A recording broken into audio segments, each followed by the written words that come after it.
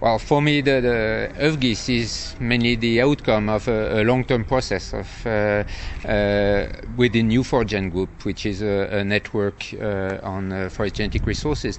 And after many years, the nice thing is that more than 30 countries have been able to talk the same language and share the same definitions on forest genetic resources. And the portal is just the outcome of putting all these harmonized definitions in a single database, and then with a lot of facilities to get the information. And we have a nice tool to describe what is effectively done in Europe for forest genetic resources conservation, and also a tool to identify the gaps in these strategies. And it can be used for harmonizing the national policies on this topic, and it can be used also to provide to the political decisions and managers to provide them information on how they can optimize their policy. At the national level, it also helps the national people in charge of national decisions to see what happens elsewhere and to adjust eventually their national policy. So it's really a good tool. Okay, the practical example is the pan-European process of the Ministerial Conference on the protection of forest in Europe, where forest genetic resources is a specific objective and specific item.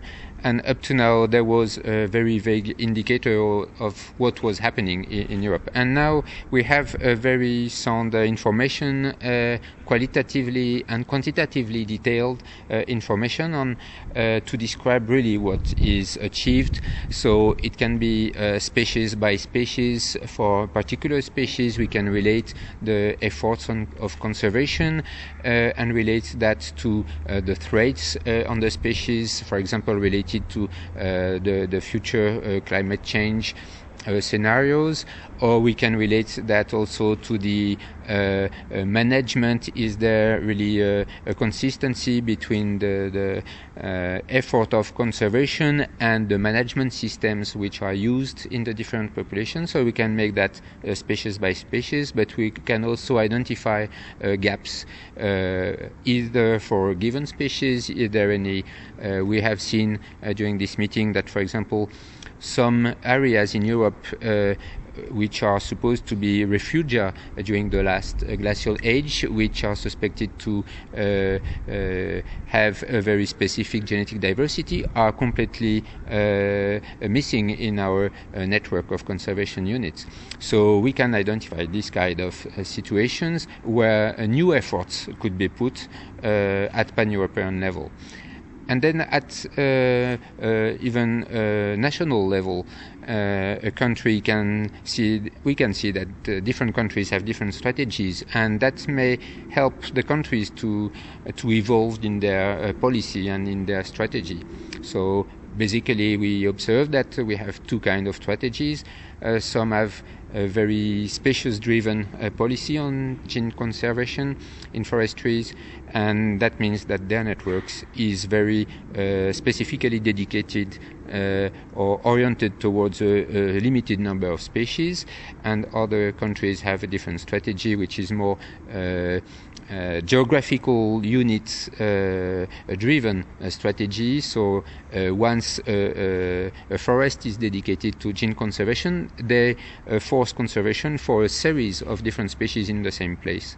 And these are two different strategies, and maybe some countries, seeing these differences, may evolve in their thinking about this. So I think it will be a tool to go towards more harmonization of the national policies in Europe.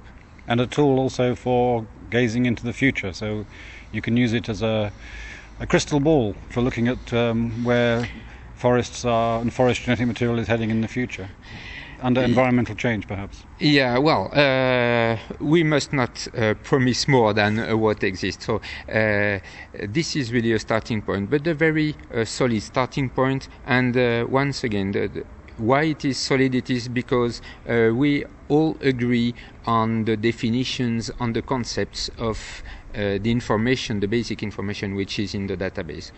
This database is clearly not complete, but the information inside is sound.